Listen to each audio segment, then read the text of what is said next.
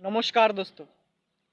পিছলে সপ্তাহে আমাদের মুখ্যমন্ত্রী একটি বড় ঘোষণা দিয়েছে যে এবছর প্রতিটি পুজো মণ্ডপে ৭৫,০০০ টাকা সহ এক বছরে মোট ১ লক্ষ টাকা দেওয়া হবে। এটা শুনে ব্যক্তিগতভাবে আমার খুবই ভালো লেগেছে। তবে বিরোধী পার্টি এর সমালোচনাও করেছে। তারা বলছে এর মাধ্যমে মুখ্যমন্ত্রী সমস্ত ভোটকে নিজের পকেটে ভরার চেষ্টা করছে। তবে আমার ব্যক্তিগতভাবে মনে হয় এর একটা ভালো দিকও আছে, খারাপ দিকও রয়েছে। তবে এই ভিডিওতে আমি কোনো ধর্মকে আঘাত করতে চাই না কোনো পার্টিকে আঘাত করতে চাই, কারণ ধর্ম একটা সেন্সিটিভ জিনিস আর পার্টি একটা ভালোবাসার জিনিস। তবে যতই খারাপ দিক থাকুক না কেন, ভালোবাসার দিকটাকেই আমার বেশি ভালো লেগেছে।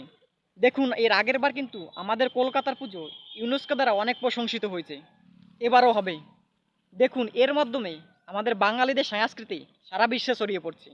বাঙালিরা কতটা আবেগপ্রবণ, কতটা তার দেবদেবীকে ভালোবাসে, এর মাধ্যমে তারা জানতে পারে। দ্বিতীয়ত, ভারতবর্ষ নারী শক্তিকে কতটা অগ্রাধিকার দেয় সেটা সারা বিশ্ব জানতে পারে। তবে সমালোচকরা সমালোচনাও করেছে। তারা বলছে যেখানে রাজ্য কেন্দ্রের কাছে এত টাকা ঋণী, সেখানে কেন এত টাকা ঘোষণা করা হলো? যেখানে সরকারি কর্মচারীদের ঠিকঠাক বেতন দেওয়া হচ্ছে না, রয়েছে ডাক্তারের অভাব, যে রাজ্যে সমস্ত জিনিসের দাম ঊর্ধ্বমুখী, সেখানে দাঁড়িয়ে কেন এত টাকা ঘোষণা করা হলো?